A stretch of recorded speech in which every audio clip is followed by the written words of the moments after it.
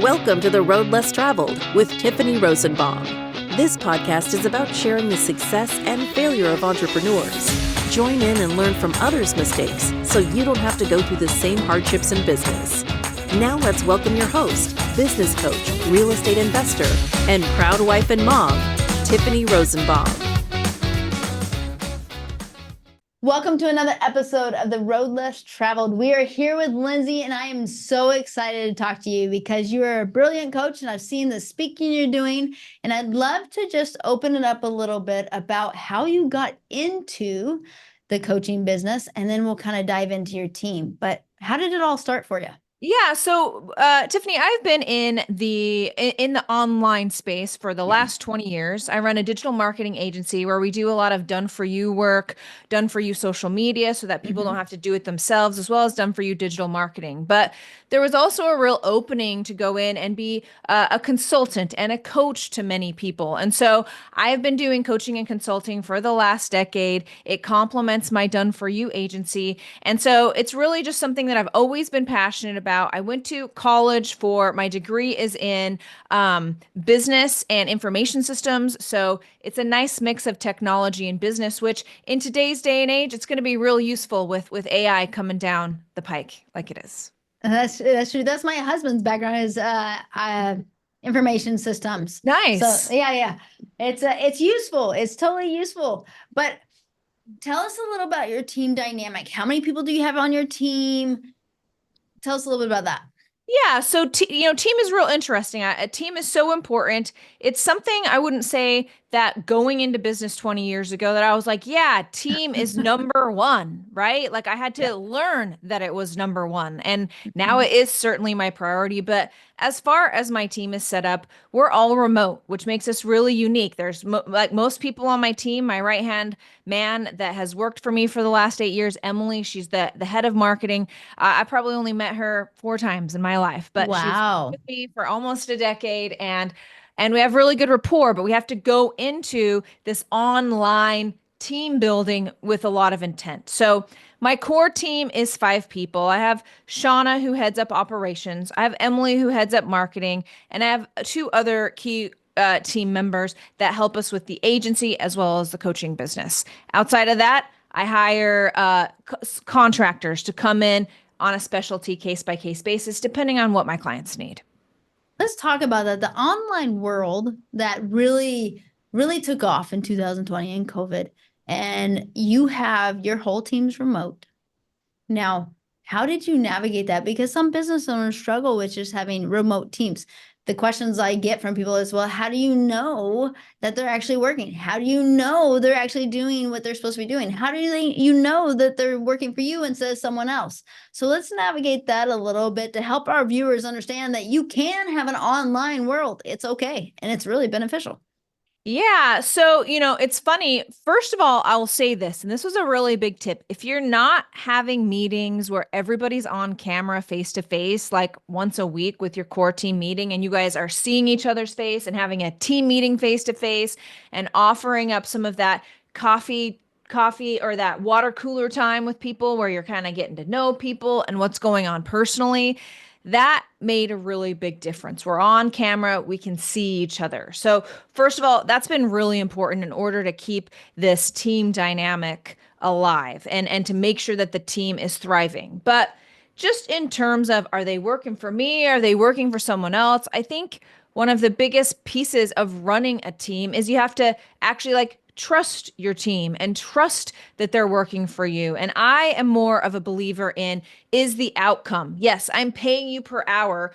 Does it matter that I get every single minute from you? No. Is the value that you're providing, the work you're doing for me, the projects you're completing, is that worth what I'm paying for you? And so for me, it's a different mindset. It's a mindset shift from being so micromanaging and over every single dollar and every single hour, or are things getting done? Are they enjoying to work here? Are they helping? Are we all moving upwards together? And I think zooming out and looking at it from that perspective has for me been really beneficial. I love that. And the thing about it is, like, our viewers, I know a lot of people go, well, okay, it's the overall, if it's getting done, but how do you know? Do you have certain KPIs that you run with Lindsay? Do you have certain things that you measure to make sure that you know how things are moving forward? Let's frame it like that. Yeah, that's a great point. Like none of that would be possible, and it's not possible to even run a remote team without appropriate systems in place. Like I'm not just throwing over stuff over the fence and hoping and praying that it will get done. We have tasks. We have a very not complex, but laid out operations. Everyone knows what they need to do. So even we use a tool called Monday.com. So Mm-hmm. looking at Monday, we can see what the due dates for even the most minuscule of tasks are and when they're completed, if things are getting completed, and then of course those KPIs. So once a week, we have a team meeting. During that team meeting, based on whatever the team member is in charge of, whether it be podcast stats or email growth or sales or coaching clients, whatever the case may be, there are very specific KPIs tied to that are reported on during our weekly meeting. No, I love that. And because I think that gives you a vision, like you go from micromanager to actually managing on numbers. It's not emotion, it's facts. It's, hey, this is what it is. This is what needs to be done and when it needs to be done. And everybody has transparency, right? It's like it Yeah. gives you empowerment instead of feeling being chokehold by a rope. Yeah, absolutely, totally. And it's you're only as strong as your operations. You know, they say in operations, and this was really hard for me to kind of put my brain around because my like I am a creative. So 20 years in the industry, I'm like creating things and systems, and nitpicky operations was not where my focus was. Now, it quickly became my focus because that's how you become profitable and that's how you can actually take what you're doing and assign it off to other people. But it's like when it's so detailed, like when you're creating a peanut butter sandwich, right? There's 500 steps. You got to open the cupboard and you got to pull out the peanut butter and you got to twist off the lid. And when you take the time to actually outline stuff like that in a detailed basis, then you don't have to end up micromanaging so much. Yeah. When did you start talking about processes? Did you always have them in place? Or when you started building a team, go, oh, that's probably something I need to do. Yeah, for my first 5 years in business, like, no, there was no processes. I knew they were important, but I'm trying to fight the fires. I'm trying to make the sales. I'm trying to pass it over. And I just didn't know what I didn't know back then. Out of anything that I've learned about business building, it would be to find someone to complement me around those systems because my brain actually just does not work that way. I've had to learn how to make it work that way. And it really is the key to success for me. I love that you said that. Find someone that complements you because a lot of times we tend to pick people that are similar to us, but in reality, the ones that complement us usually are our opposites, you know? Like for me, I'm a DI, which is if you know the DISC profile, I'm a salesperson. My complement needs to be someone very organized. So you talked about not being a systems person. Do you know your personality when it comes to the DISC profile, or where do you sit and where does your number two sit? Yeah, we did not. I did not run the disc profile, but as far as like knowing myself Mm-hmm. and what my strengths are, I'm very much like you. I am a salesperson. I am the creative. I am Yes. lighting things up. I'm getting people excited. I'm out talking to people. And then in terms of organization, I knew that was a huge gap. So I had to find that gap and fill it on my team in order for us to have all of our bases covered. And so I think it's really important to know what your weaknesses are, know who you're hiring for, and also know that that person is probably going to trigger you when you guys first get going, and to be excited and happy about the triggers because they're coming at these problems much different than you. I love that you said that person's probably going to trigger you because there are some meetings that I'm like, oh my goodness, it drives me insane a little bit. And I'm grateful. Yeah. Yes, but you're grateful because then you can sit back and go, oh, they can take that and I can do me. And Yeah. that's how you get the best outcome, right? So, no, I love that you said that's perfect way to say it. They might trigger you. To be Well, prepared because you're hiring someone completely different who has completely different priorities and sees business problems completely differently than you do. Thank God that they're there. oh, oh, 100%. And you have five team members and then you hire out contractors. On your five team members, let's talk about this. how many of them are similar in personality and how many of them are different? Because when you get 5 different people, you've got all these different personalities going through a business. How do you navigate that? Yeah, they are all different and they all bring their own strengths to the team. As far as, the salesperson and the fire and the idea person, I'm the person like that on the team. Like I don't know if there's like a lot of room for all these competing really most amazing ideas. Let's run with it, right? Because Yep. from my perspective, like that can really take you off course and you got to get back to numbers and is it a good idea and when can we implement it? Where like my gut feeling, Tiffany, I don't know if this is like you, is like, let's just do it and do it today. But it's not, it's not going to work. It's not going to work. You Yep. got to slow down in order Yes. to speed up. No, I love that you said that because when I first hired one of my number twos, I get in a meeting, I'm like, I want it done yesterday. And he'd be like, Tiff, do you want it done right? Or do you want it done Yeah. yesterday? And I'm like, can't you do both? And I love that you said you got to slow down to speed up. I think that's perfectly said, Yeah. Lindsey, because you do. Like the business is like a ship. And if you turn it too quick, it's going to sink. It's going to fall over. You're going to feel it. You're going to feel it and you won't even really know what turn it was and when you start feeling it. So Yes. slow down to speed up, methodical, numbers driven. You brought it up earlier in the interview, which is not making these business or team decisions based on your gut. Like, yes, I love intuition. Yes, I consider myself an intuitive person, but I have found in business, I have to acknowledge that, but then look at the real data, look at the numbers, and make data-driven decisions all day long. Oh, yes. I love that you said that because there's so many people, even me, like when we first started, you go off of your feeling, but that feeling's not correct all the time in business. Numbers can't lie, but personalities, when you get that in there and you're like, oh, well, I feel like they're doing okay, or I feel like they're not. There's too many ambiguous things that could be going on to not know. I love that you brought in that numbers do not lie. They will tell you the facts. And business is emotional, right? Like we're playing a real serious game here, and then they take 30% in taxes, making it even harder. And so it's a serious game.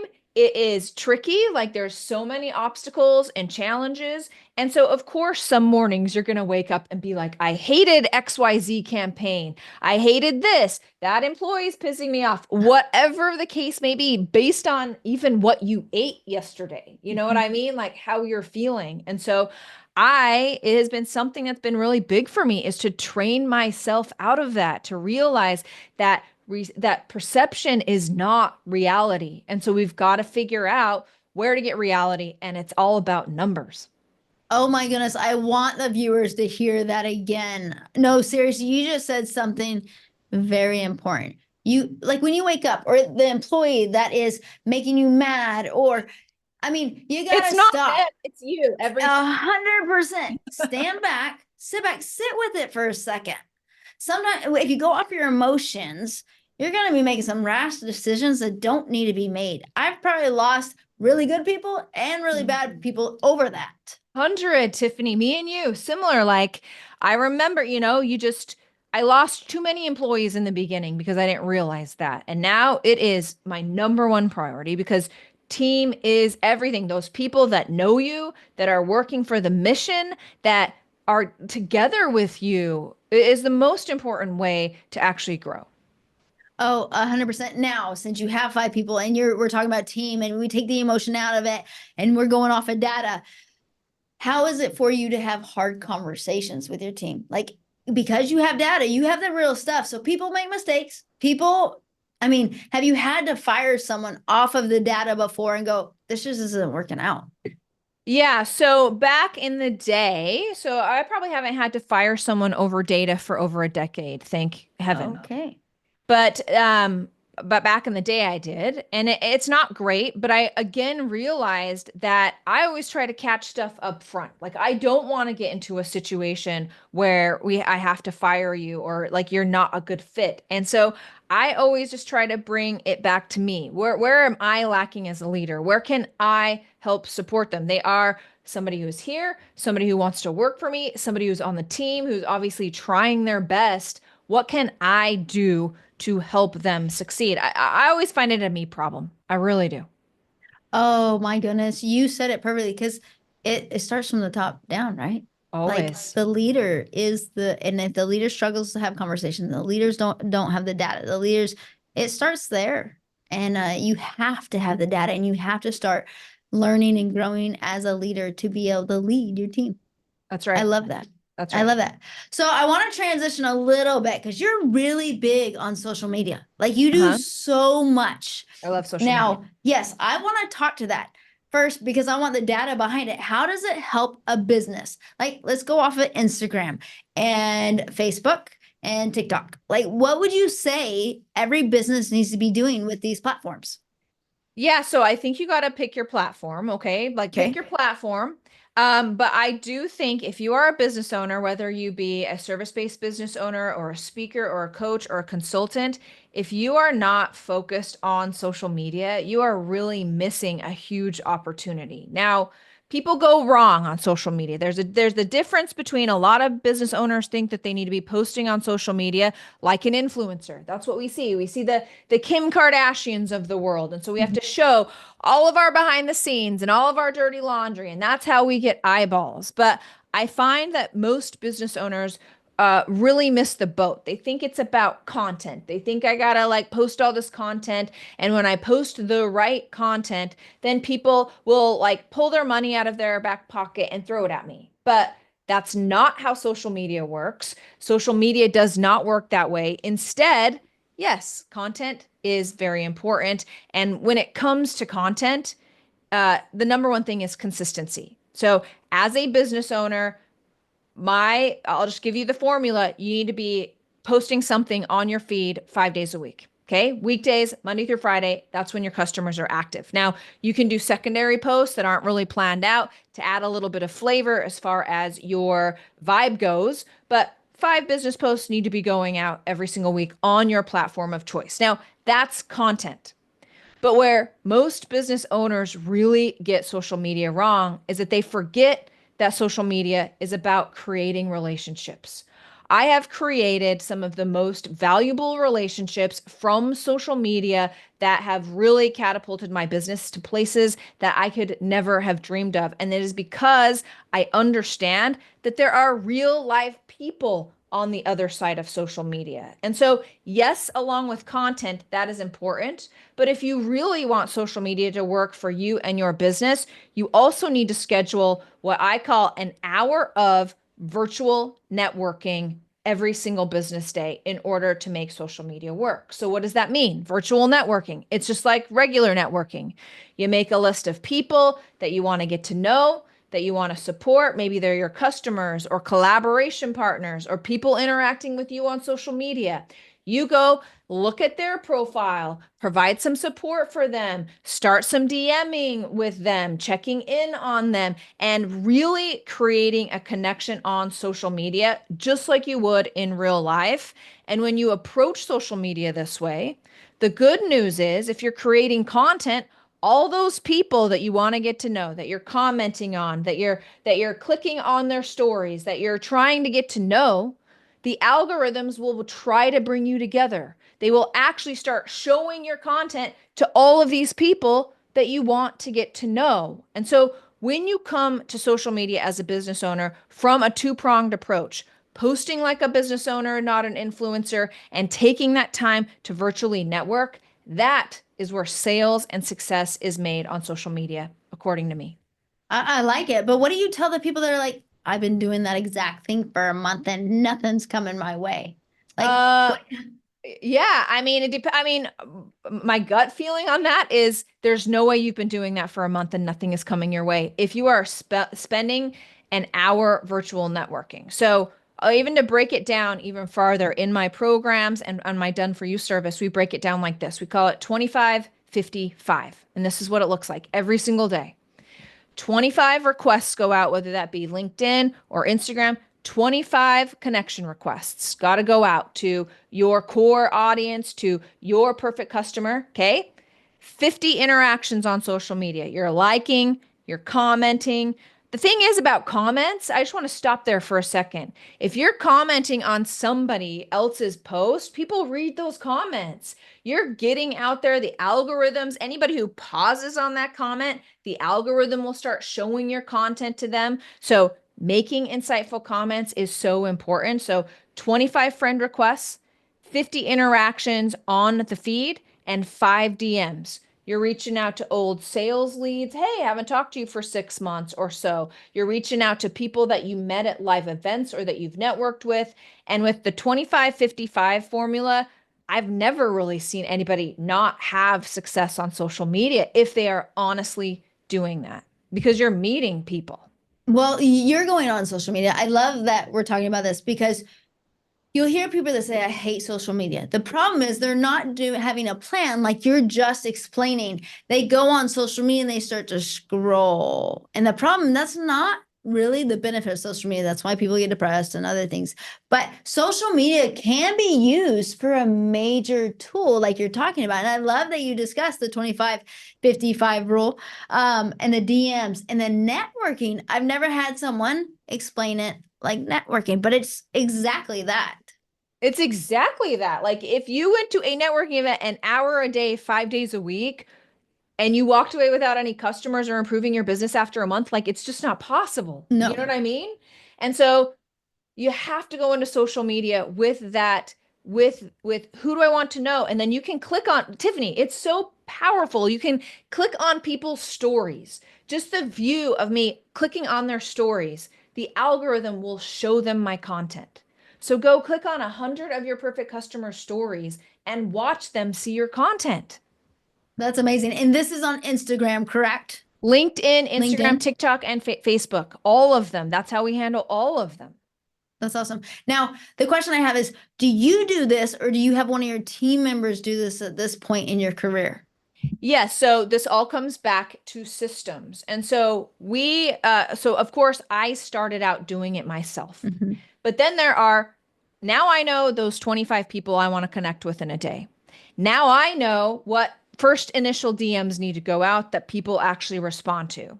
Now I know certain things about what I'm doing that can then be handed off to my team. And we do this for a lot of our customers as well, as we will do the DMing, we will do the connecting after we get to know you, and we really drill that in so that then where I spend my time virtual networking, and I do virtual network 1 hour a day, every single day, Tiffany. That's how important it is to me. But now they're meaningful conversations. People are ready to meet with me on Zoom for a 15-minute speed networking session. I have customers coming in on DMs. So now it's just those high quality interactions that I am dealing with. So you can hand it off to your team, but do I want to leave my networking up to somebody else? No, not particularly. No, I don't. Because those relationships are just way too important. And I have one more tip here for you if you have time for it, Tiffany. Oh, yes, 100%. Love it. Is another reason why it can be so freaking time consuming on social media to do this virtual networking is because you on your social media, you're like using it for both personal and business. And so let's say you're on TikTok. Half of the stuff that you're scrolling through is because you like cat videos. And so every other video is cat videos. And then maybe every other video after that might be for business, somebody you need to support. Maybe, Tiffany's content. I want Tiffany to know I support her. I want to see what's going on with her. And so that's the biggest waste of time. You will not get your virtual networking done if you got cat videos rolling in. And so I tell my clients, pick your social media platform where you're going to build this community, where you're going to touch base with these people, where you're going to build this community. And it does not become personal at all. This is about who do I need to contact? What are they doing? And how do I nurture my most valuable relationships? And that who is what shows up on the feed. So my hour of virtual networking, as I'm scrolling, I have my algorithms so fine-tuned for those accounts that every single thing I scroll on is a high quality, high value relationship that I need to chime in on in some way. That's amazing. But you've been very disciplined in that then. Yes. How do you get your clients to be that disciplined? Because It's I mean, hard. I've talked to multiple people where it's like, I just get sucked in and I just start scrolling. And then later it's like 2 hours later, and they're like, oh crap, I haven't done anything. So as you are having your clients come in, how do you help develop them in a way that they don't just get back to that scrolling? How do you help Yeah. them? Yeah. So first of all, like I tell them, you have to make this choice, right? It's either for business or for personal. Like go create another account if you like want to be scrolling cat videos. Totally fine. Do that. But it's all about intent. And I know you and I agree on this. The Oh, yes. intent that I go into business, the self-control that I go into business, and like we're also both you and I are real big on working out. And what Yes. I do for my health today isn't what's represented in the mirror today. It is what is represented 3, 6, and 9 months from now. So continually telling our clients that and reminding them and also keeping them accountable with 25-55, that is helpful. But I'm here to say, okay, like being consistent here is the thing that most people fail on when it comes to social media. And so we do have a service where we will interview you for 30 minutes every other week. And from there, we can make 2 weeks worth of content. So you are getting the consistency out there, but you still have to go in and do that virtual networking. Relationships are everything. And going in with AI and ChatGPT, it's getting more and more and more obvious that way. So double down on what I'm saying right here going into 2025 is my big piece of advice. No, I love that. And I love that you said 30, 60, 90 days. And I love that you brought up the gym because I almost find that social media and the gym are very similar because when you work out, like how many of us, I used to do it, I don't do it anymore, but how many of us go to the gym and we're like, hey, I worked out. I'm going to look in the mirror and I'm like, I should be good. I'm done, right? No, it's that last rep. It's that tomorrow. It's that tomorrow that you keep going and you keep going and you keep going. And then a year later, you look back and you're like, wow, look where I came. And then you keep going and then you keep going. And then a year later, you're like, oh, wow, I even came further. It's the same thing in social media. So many people are like, I just don't see benefits of it. Well, the problem is they want that mere look today, not tomorrow. They don't want to put in the work for tomorrow. So I love that you brought up that 30, 60, 90, because it can't just be today. It's the consistency over and over and that discipline to go, this is business. This isn't pleasure per se, even though I do like business a lot and it's pleasurable for me. But you have to continue to be consistent every single day and not stop. So you just got me on a rant because I really love that. You bring up these things that are so important for people. So Yeah, I important. mean, and back to what we were saying at the beginning, right? It's not emotion. Like I don't feel like doing I don't feel like doing virtual networking today. I don't feel like that. I mean, that's kind of what you signed up for. Yeah, you don't have a job, you don't have a boss because you're living the entrepreneur life, but you need to really be your own boss and keep yourself accountable. And that there is not a more important hour of my day than my virtual networking hour.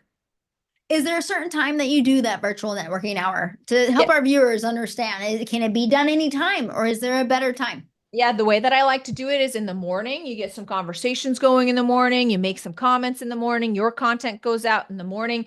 So I'll usually do a good 45 in the morning from 8 to 8:45. And then before I take off for the day around 3 o'clock, I'll go back out and spend another 15 or 20 minutes. That's awesome.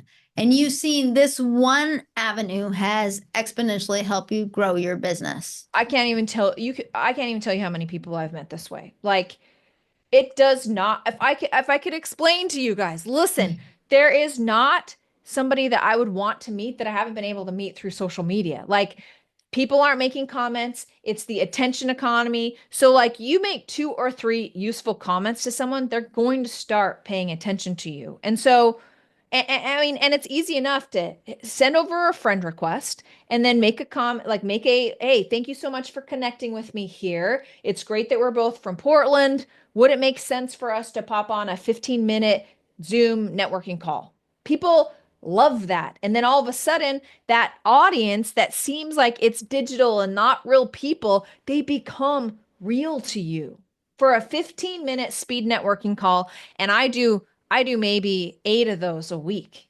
I'm meeting wow. 8 new people every week. It's 15 minutes, very, very like step by step, and the relationships, it just expounds and expands and expands. Well, that's what I said. We met over social media. That's why this is happening. But I do have to ask, because I don't know I know not all the viewers or listeners know this, but you spoke on stage with Les Brown. That's right. Did That's that right. And happen that was through social media. Okay. That was through social media. That was through social media.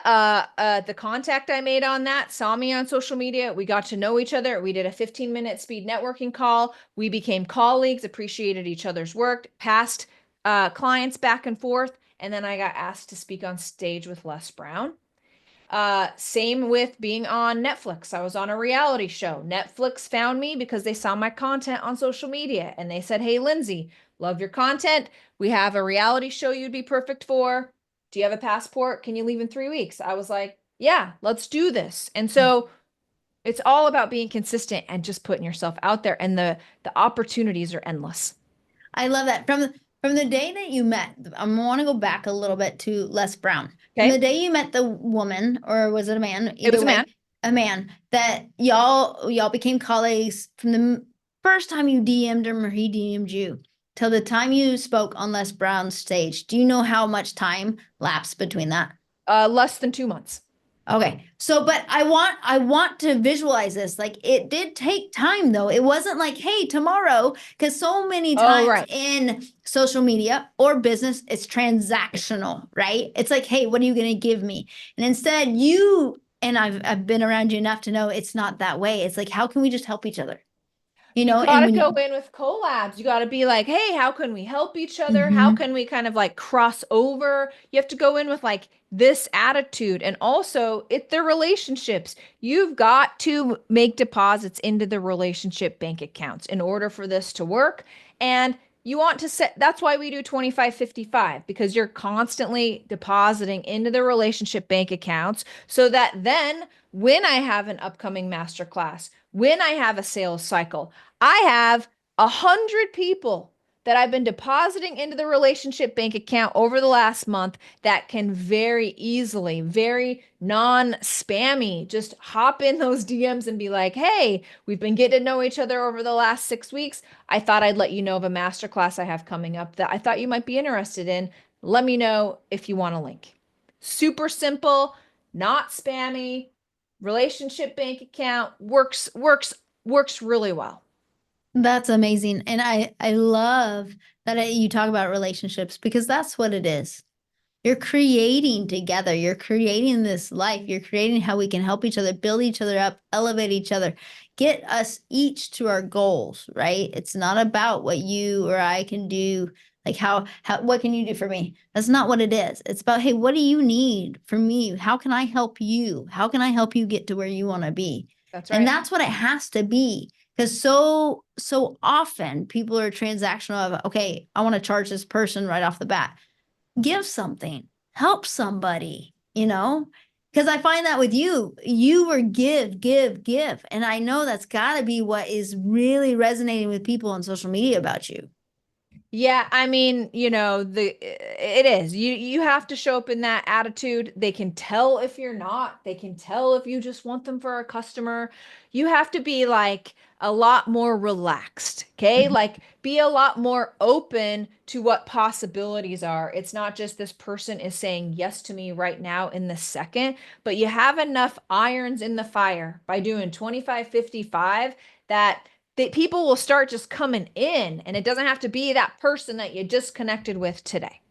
Oh, 100%. So I want to switch gears just a tad bit. What is the biggest issue you have seen with bringing on clients? Like, what's the thing that's holding people back?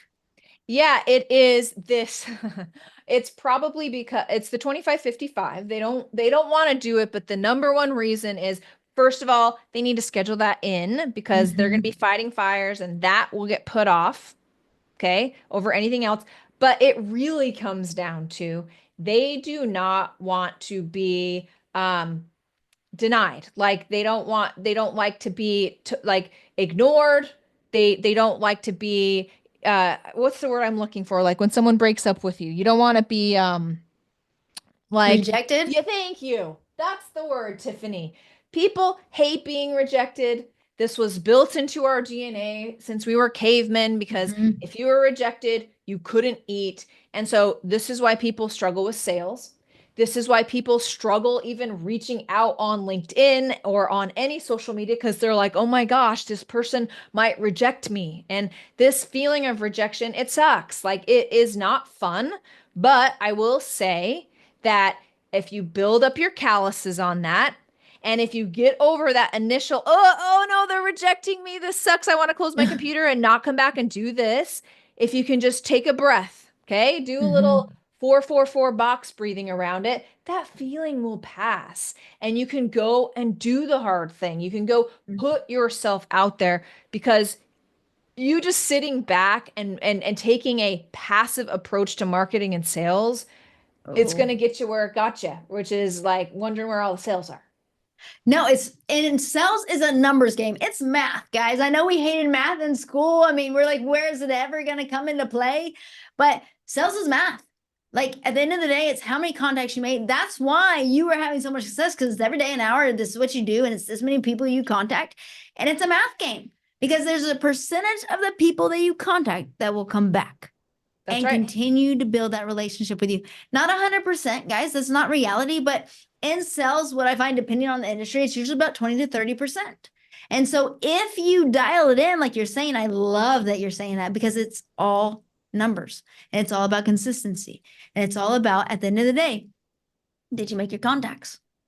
That's it. And you start getting those numbers in and you build out these spreadsheets. If we go back to the first of the interview, and you're like, Mm-hmm. I know if I do, 25 every single day, I know when I get to my masterclass 6 weeks from now, I have enough people to invite and enough people come and enough people close. And then Mm-hmm. then you're not like hoping and praying you get sales, but you actually look at spreadsheets and in general what's going to come in. No, it's so true, because it's a numbers game. At the end of the day, it's numbers games. And Lindsey, I could literally talk to you forever. I love talking about this stuff because it's so important in business. It is. People, a lot of times, and this is one reason why I started the podcast, because people are like, oh, I'll start a business, it'll be fine. The problem is, when you start a business, you have to get clients. It sells. If you're not selling, you're not bringing anything in. Operations, you can build that later if you have to, but if you're not selling and you're not bringing clients in, there is no operations to have. Right. It's the gas that fuels the business. You have to have that product has to fit in a place that people want to buy, because and with AI, like, that's changing for a lot of people, right? Like, AI is taking the place of a lot of services. So like, where does your business fit in on that? And so it is very important. Very Oh, important. 100%. I have, to be respectful of your time, though, I have three other questions I want to ask you real quick. What is the best advice you've ever received? The best advice I ever received, which would probably be, I think it's slow down to speed up.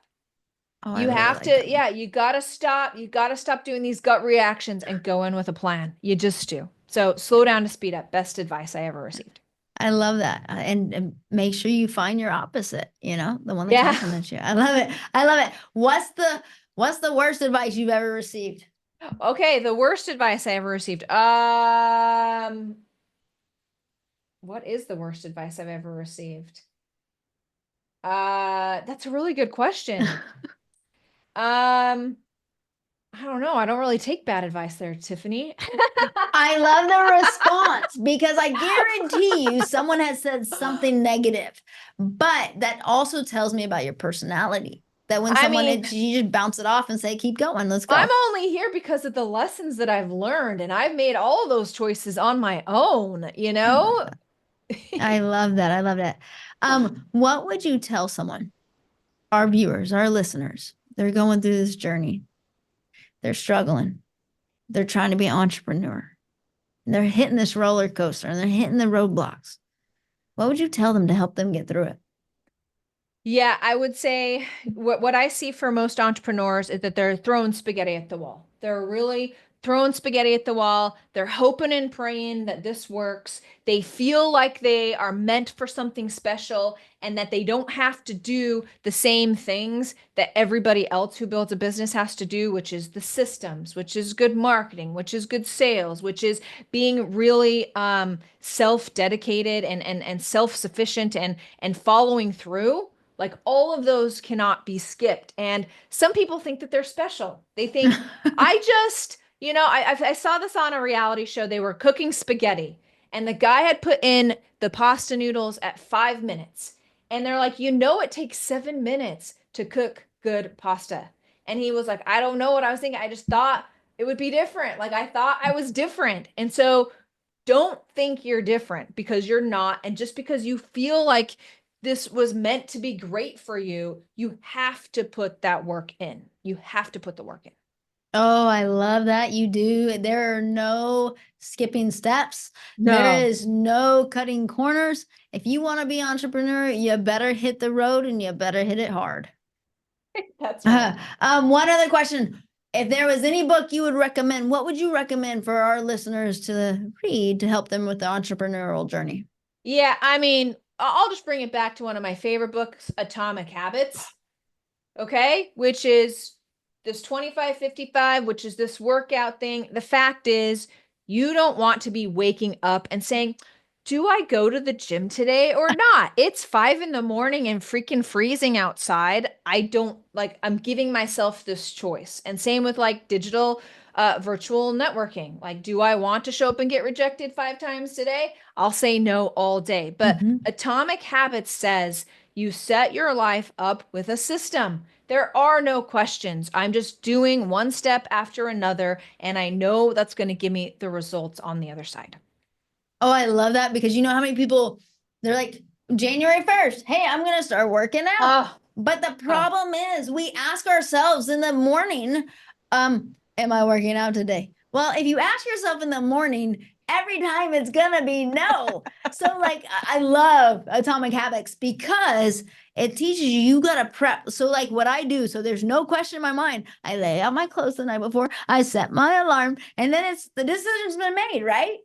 I love that you said has been made, when you're thinking clearly about what you want for your life. And that's when we should make decisions, not in the morning when it's 5 a.m. and freaking freezing. Amen. That's a mic drop right there. That is a mic drop. But I love that you're on. I can talk to you forever, but I do appreciate you and I want to be respectful of your time. But where can they find you, Lindsey? Where should they look you up? Yeah, Tiffany, thank you so much for having me on the show. It's always so fun to get to know, to chat with you. We've had this relationship and I really value what you bring as well. So thank you for allowing me to be on the show. In terms of how to find me, all you need to do is go to lindsaya.com, lindsey.com. That's where you can find all the information about me. Awesome. Thank you so much. And we will send our viewers your way. Awesome. Thank you. Thank you.